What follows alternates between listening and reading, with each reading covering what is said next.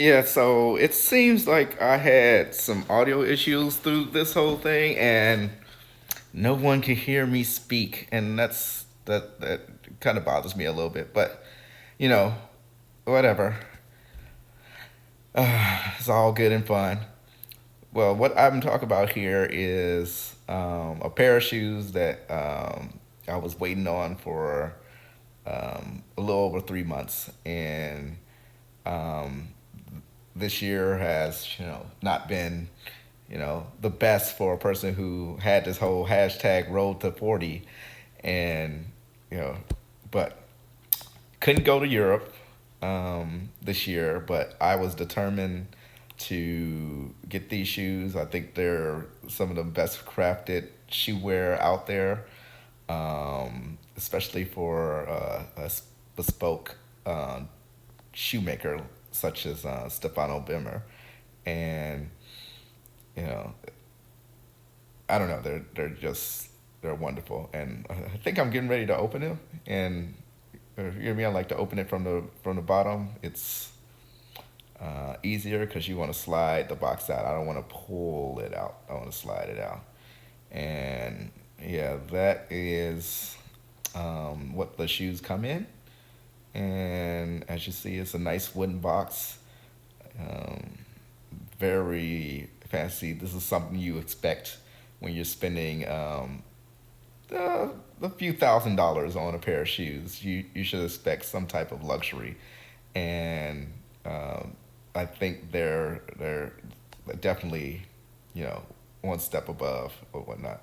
See, I'm over there. I'm gushing. I can't believe like I don't even know that my audio is not even working right now. I'm just going like, yeah, like getting all happy and really just eager to just open these shoes up and you know share them with the world. I mean, yeah, it's very very good box. This is a box you don't get rid of. Right? Um, see, it's well packaged.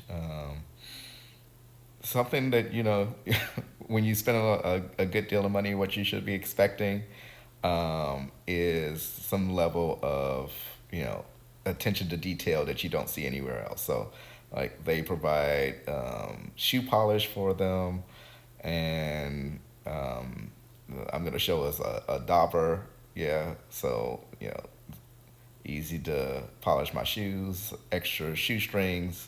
They should be waxed. That's epitome of luxury to get waxed shoestrings. And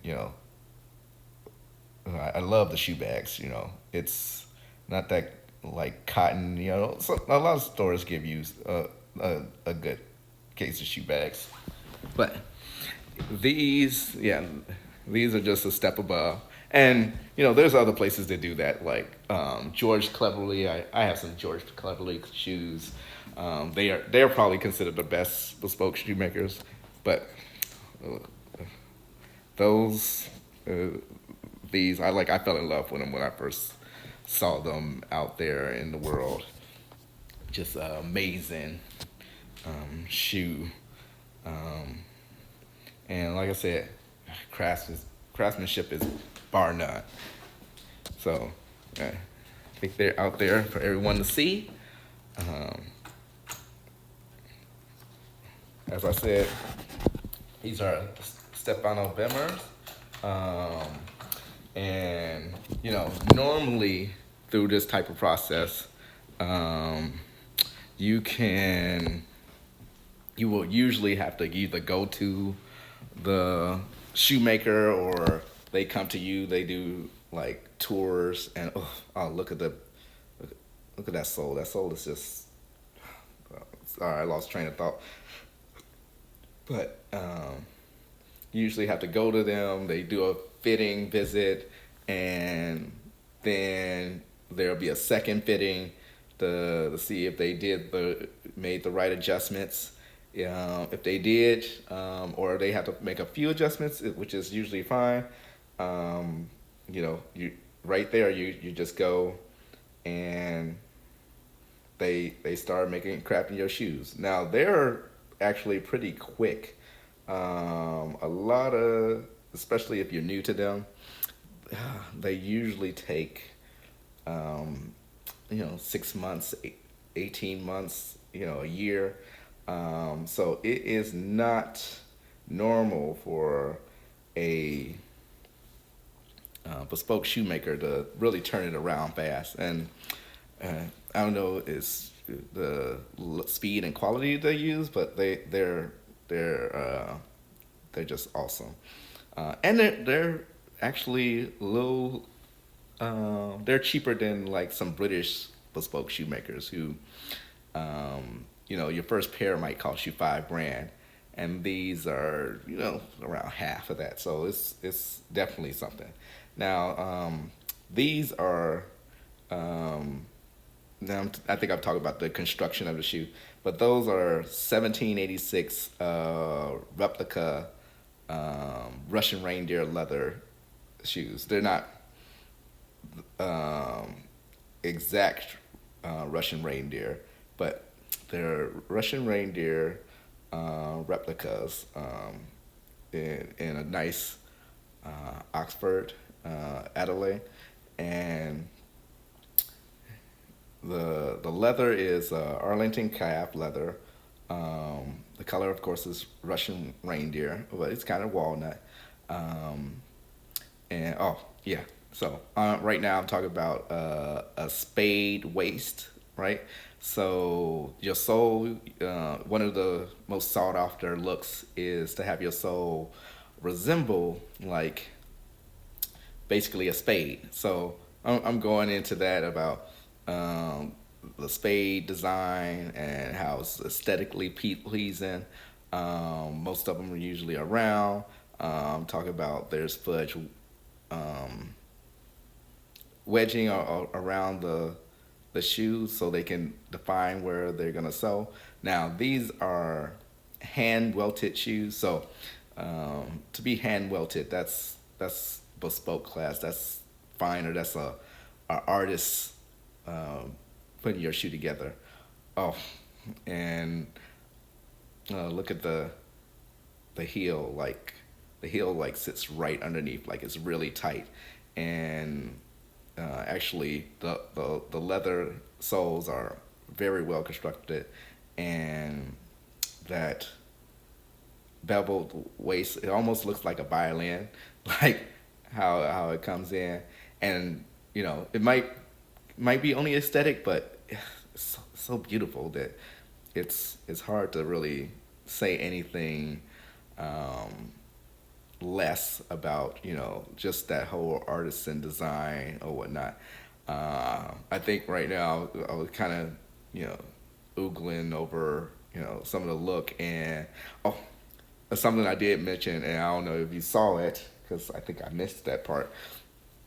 We actually, you see, they kind of shake when they land. They do not sit flat on the the table like traditional shoes. I was gonna show some, but I guess I didn't do that.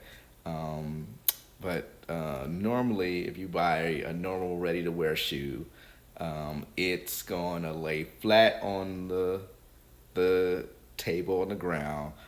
Some kind of, if the cheaper they get, actually the toe will start sitting up really high, which is very uncomfortable. But it's ready to wear, um, and they stand symmetric. Of course, your foot is unique, just like you are, and there's so the shoes are asymmetric as well. So they wobble because they don't sit quite flat to the ground. They actually kind of push to the side, just like your toes would normally do. And overall, it makes it a very, very comfortable shoe.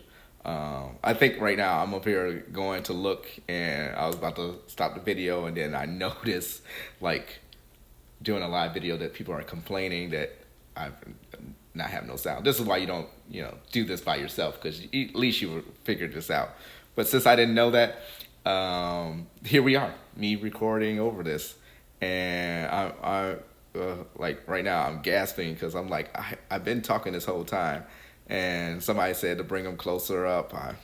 I kind of try to do that, but as you see, it's I missed a lot. I can't do this alone. I don't think anymore. So I'm gonna need to. I don't know. I can't hire anybody. I do this for fun. I don't do this to like get some notoriety or whatever. Even though, I mean, it's just things that I love, and I have a deep love for fashion, and that just takes me to a different place every time I, you know, buy, a, a well-made suit, or whether it's a watch, or in the case of what I talk about the most now is a well-crafted, exceptionally crafted shoe. And it just makes me feel better. And as you get older, I feel like that it's no longer the rule to, just try to get by, and it's about like living, and part of my living is definitely with style. Well, and thank you. Like I said, I'm really mad that I thought I said better stuff when I was talking, but it's okay. Thank you again for listening to me. You don't have to, and you probably don't even care what I'm talking about, but I just like to share things that I love, and uh, nothing makes me happier than a well-made, exceptionally made pair of shoes. And these ones from Stefano Bemer, um, these 1789 replicas, are just they're beautiful. So anyway, thank you. I'm done. I'll talk to you later.